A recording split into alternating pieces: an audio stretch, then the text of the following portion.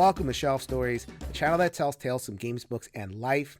I'm your host, Jason. Thank you so much for stopping by for this latest reviewer self-reflection, where I take a meta look at what we're doing as content creators here in board gaming. We have the audience on one side, y'all fine folks who have tuned into this video. Thank you so much. We have the publishers on the other side, and we are in the middle, and I want to assess those relationships. Are they open and healthy and safe and ultimately trustworthy? I labeled this video, the series of videos, Crisis of Content Creation, because I believe that is the core crisis, which is a crisis of trust. We had a controversy. I spent that first big old video breaking it down. But ultimately, it's not about that one controversy because they keep on coming up again and again and again, depending on which form you're paying attention to. And a lot of it comes from the same place, I feel. That mistrust that I'm speaking of on the part of some in the audience, wondering about content creators, in particular, our relationship with publishers. I think people have used the word cozy, which is the word I'm going to be using. We're cozy with publishers because of material gain, money, review copies or whatever. And that leads us to misrepresent, downplay negative aspects of the products that we feature, and ultimately not give value, maximum value to the audience. So that's the suspicion. And I'm breaking all that down. I am trying the best that I can to look at all square in the face and come up with A, a space to talk about it freely, and B, a way forward. First part was my psychological background, coming in, talking about parasocial relationships and stealth marketing, some basic groundwork concepts. This is going to be part 2 of 4. Yeah, I got a bunch of thoughts on this. Don't worry, this video won't be nearly as long, and then the next 2 will be shorter as well.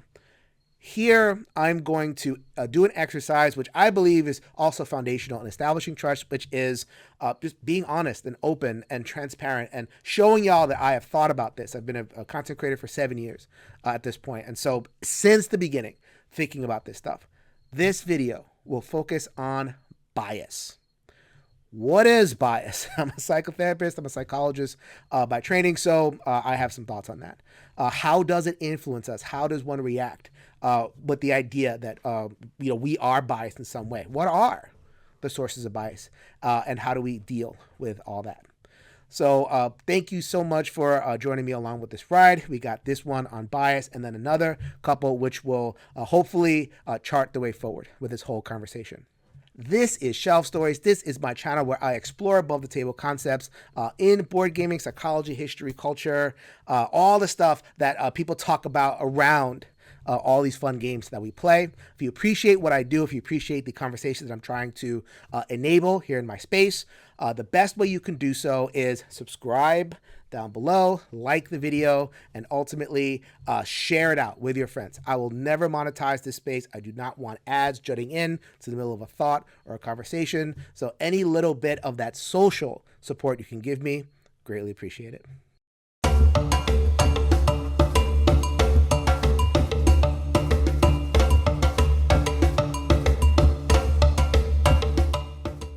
So I began the video talking about that distrust and the cynicism or whatever about creators, and I'll get to the joy. Believe me, I can't wait to get there. But I just want to go through what I think is a statement from that cynical, so to speak, perspective that really encapsulates a lot of what they're talking about.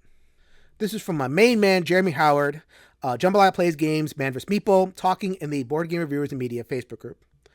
Quote, I watched a review recently where the creator several times mentioned how other reviewers were hype men. Not their exact words. They went even further to say that the scores make the game overrated, and clearly we glossed over several details. Hear that? Soft pedaling, difficult opinions about games, the idea of a hype man.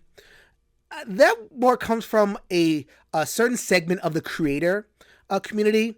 The audience has different issues, and I'll get into that in a little bit, but I think there are some creators especially who want to make a hard distinction, as hard as possible, between the independent reviewer whom you can trust and the marketer.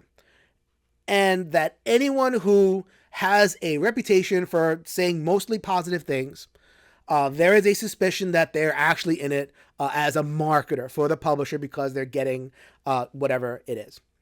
And so I'm going to call that the cynical view. And I'm so happy I get to be able to do this.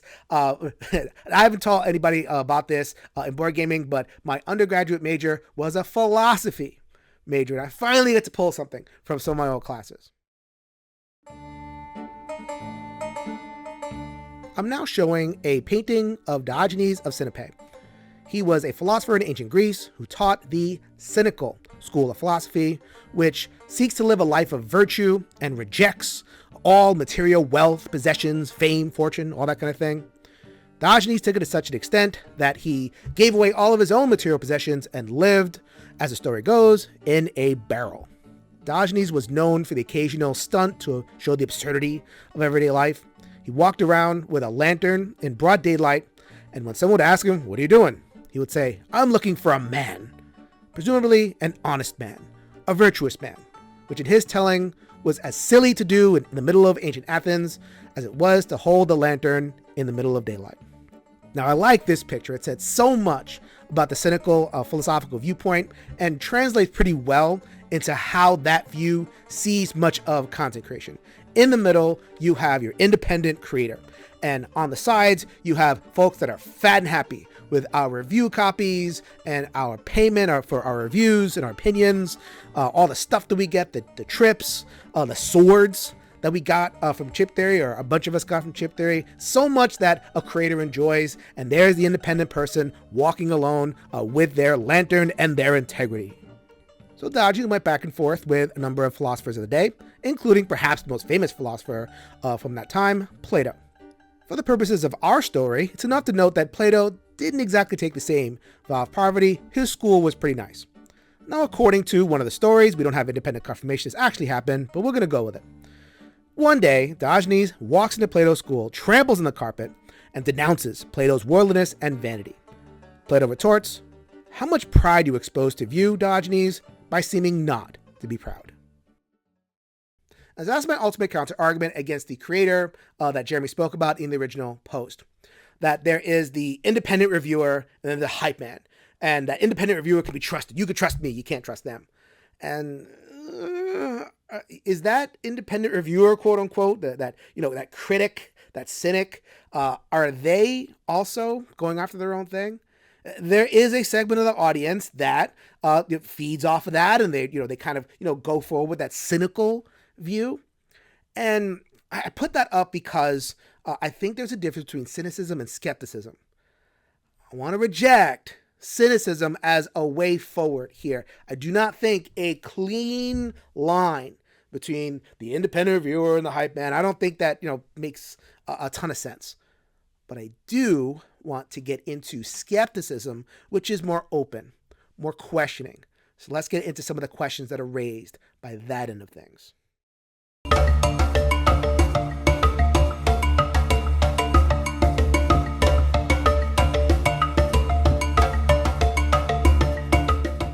Okay, so let's get away from that more cynical view of things, which kind of makes judgments about the creator themselves, hype man or independent critic.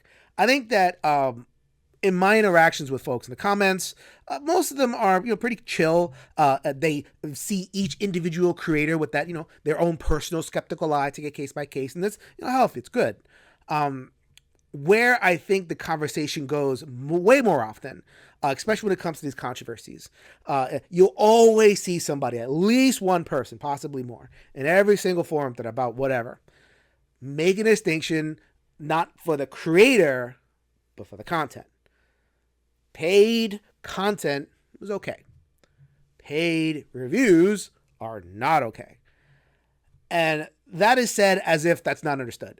And, I was like, okay, why are we talking about paid reviews? Let's talk about paid previews and reviews. And that the idea that the answer being in a separation between both of those things. Nice and clean, move on. If you get paid, don't call it a review.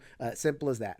And I definitely see where that comment is coming from. What we're doing is we're taking Boogeyman, right? And we're putting our little Ghostbuster trap, we're feeding it in there and trying to capture it. Paid review. That's the Boogeyman. If we can deal with that issue and get rid of it, then things would be much better. And yeah, the idea of a paid review, I could just see it, right there. It's a flashing red light of bias and corruption and all that kind of thing. And I'm not here to defend a paid review. at all. I guess my perspective is by kind of being there, staying there, and the conversation constantly focusing on that issue, we're not dealing with a lot of the deeper stuff that does feed that cynicism. It's not just pay that can create this thing that we're afraid of ultimately, which is bias.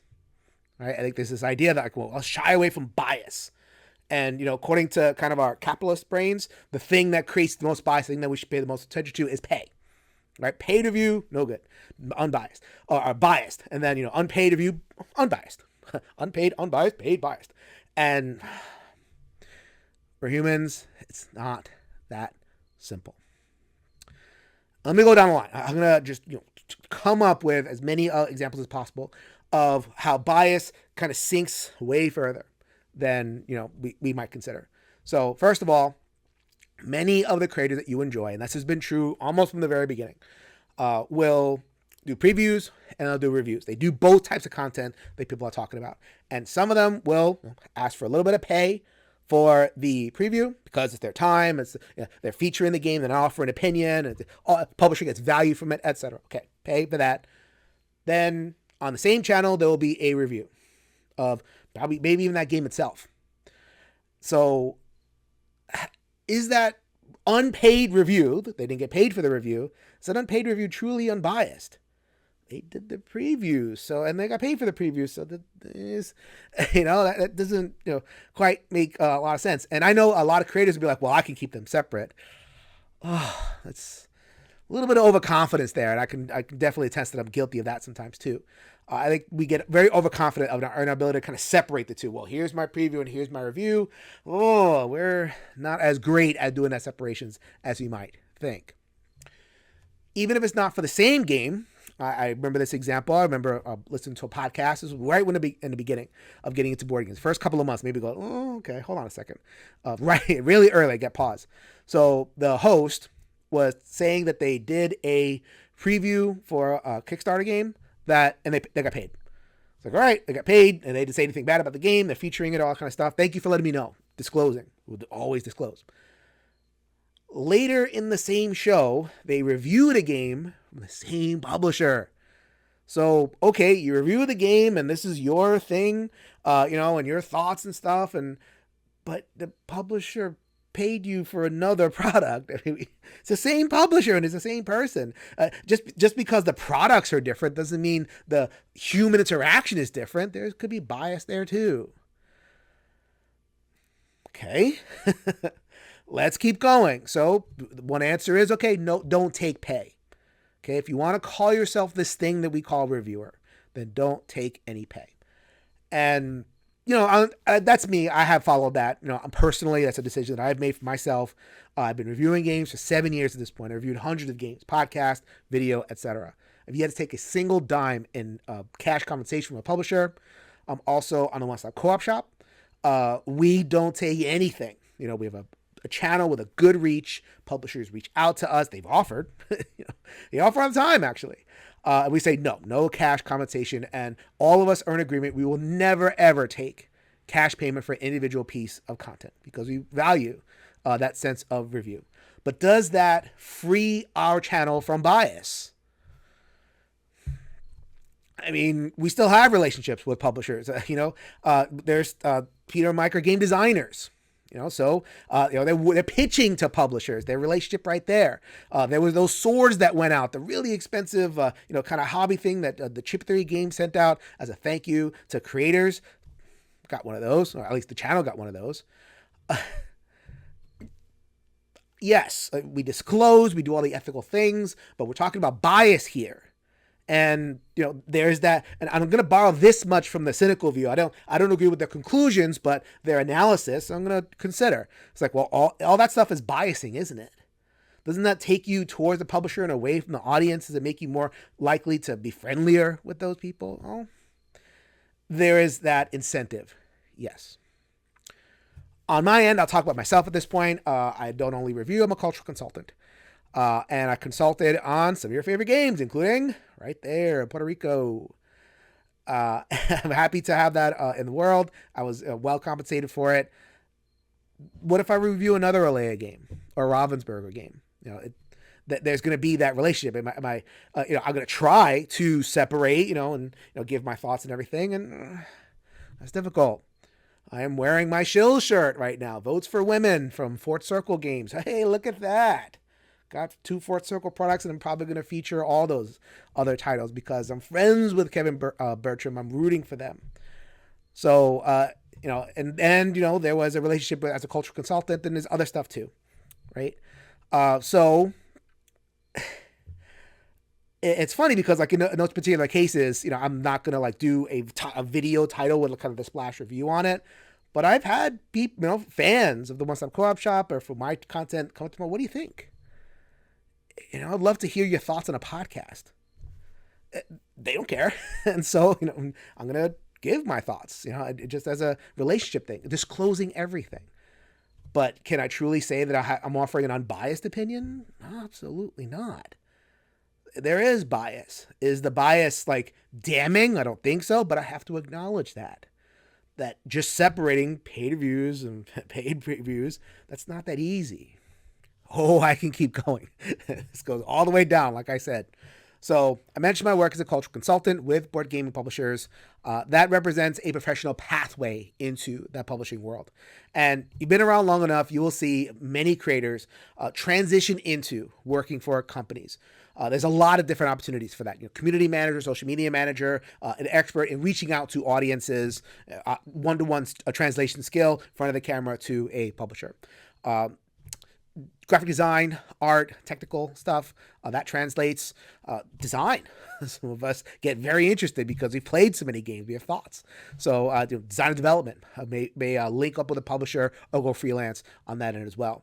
So don't we have the incentive to be nice to publishers and, not just light a game on fire, even if we don't like it. We're going to, this is this and this is this. We're going to soften our stuff because we ultimately we have the incentive to keep that professional pathway open. And I'm not saying that happens, but acknowledging that the incentive to do so is real and it should be talked about. And now, let's talk about a concept that we have been discussing basically since a board gaming content creation began. Review copies. Are they compensation? How much bias are baked into the getting and receiving of review copies? There's a school of thought that says that any critic in any art form needs access to review copies in order to do anything. So totally true. So, if you're a movie critic, you get access to DVDs and screeners and streaming keys and all the things. If you're a food critic and you are not just like an independent blogger doing it on your own, that you have some, platform or whatever it is, you're going to get comped for your meal. All up and down the line. There is, if you're selling something, you need to give access to critical reviewers, which means giving them quote unquote free stuff in order to get the coverage and all that kind of thing. Board games, and in a way, board games fall into that, and I do believe that. It is incorrect to say that review copies are straight up compensation because there's that aspect to it. The publisher benefits and the audience benefits. The creator needs access to the thing early. I heard, I used to hear people say okay, well, no review copies for you, just gonna check the game out on Tabletopia. There's no way we could give a full range of opinions on some digital thing. You have to have the thing in front of you. You have to play it multiple times with different groups, different player counts. However the reviewer chooses to do it, that has to happen. So that is one part of it. Review copies are a necessary part of what's going on. And then there's the other side, and this isn't an opinion to me. This is just observing behavior and my background as a psychotherapist and seeing the psychological aspect play out. If we didn't keep the review copies, then it would be like those other things. But we do. We get to keep it. Publisher sends it, play it, we finish our content, and we're free to do whatever we want with it. There are copies of games on these shelves that I've had for years. I began officially reviewing games in 2016. I could point to a couple of games that, 2017, 2018, etc., that are still there. And if I'm not, even if I'm not playing them, I can. And I get some joy out of, like, I did my stairs over here in my basement. I walked in my basement. I turned the corner. Oh, a wall full of games. That's some of the joy of creation. And so much of that has been enabled by the reality of review copies. And introducing games to new people. I teach at the library. I can take out a game or review copy that I got years ago and still get joy out of it.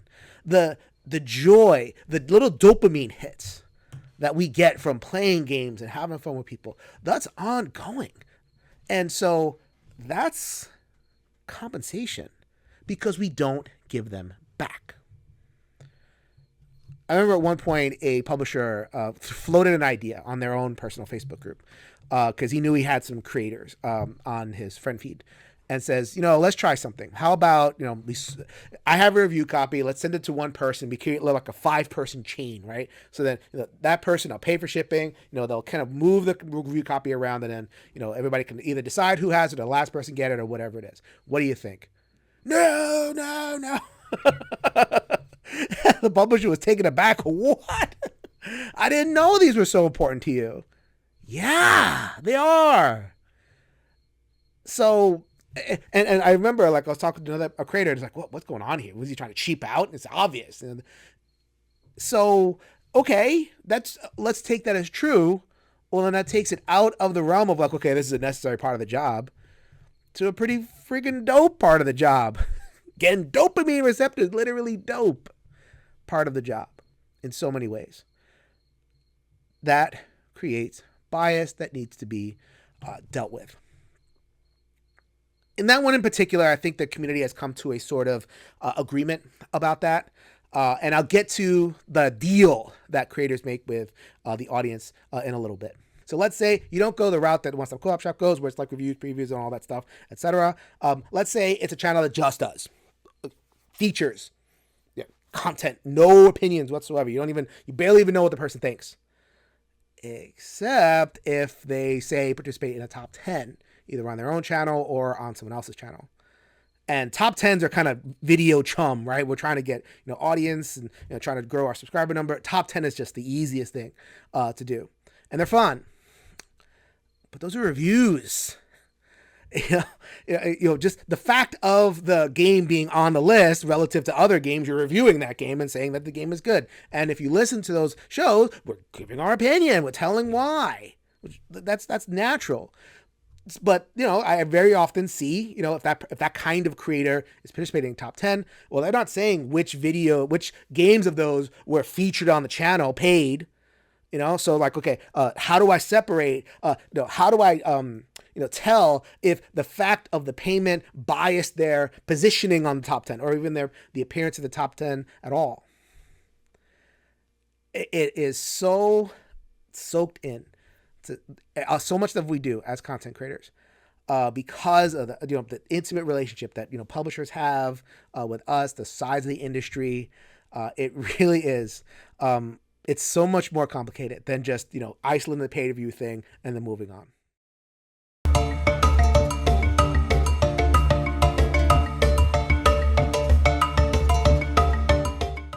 And so, piling all that on, and I'd even get into unconscious bias, and I'd specifically skip that because it's a whole nother video. All these incentives in the system, and so many of us can think that we're doing the right thing or following our values consciously, but then unconsciously all that stuff can slip in there too, and we represent ourselves in a way where it's like, oh man, I didn't even realize. Right? That's the point of this video. The point of this video is to surface as many of those sources of potential influence on us as possible, bring unconscious to the surface, and have us and also the audience have a good think and have a good conversation about them. And also within all that, if there are some audience members that look at all this stuff and come to the conclusion with which I began the video, that cynical view, well, then I can't blame them, really. I wish y'all wouldn't be so judgmental and catch so many creators in that they're all shills blanket. That kind of cheeses me off a little bit. But I think we need to take a step back and look at everything that is going on. So that is the spirit of the video. Lay them all out. Let's talk about them. I don't want to land in that cynical space. I really don't. On my end and on a lot of creators' ends, I do think there is integrity. I do think that we do try our best, and ultimately that we do perform good, trustworthy service for the audience. That bias does not have to necessarily mean untrustworthy. That there's something else going on when in this whole thing that we call reviewing and content creation. So that is what I'm going to end this video, nice and quick, 20 minutes for my standard anyway, and move on to part 3, which is where I'm going to talk about different types, different ways of seeing reviewers. Let's break it down. What is a reviewer? What are we doing? This word that we use that gets tossed around all over the place. I'm going to break down the sense of reviewer, and then in part 4, come to some kind of bigger thoughts towards conclusions. I don't have all the answers, but that's what part 4 is going to be. So thank you so much if you have come with me on the ride so far. Appreciate everyone who leaves a comment, again, subscribes and likes the videos and all that kind of thing. And please join me as I continue down this conversation. I greatly appreciate every single one of you and your outreach to this channel. This is Jason reminding you, if you could change your mind, you could change the world, people. So until next time, lay everybody.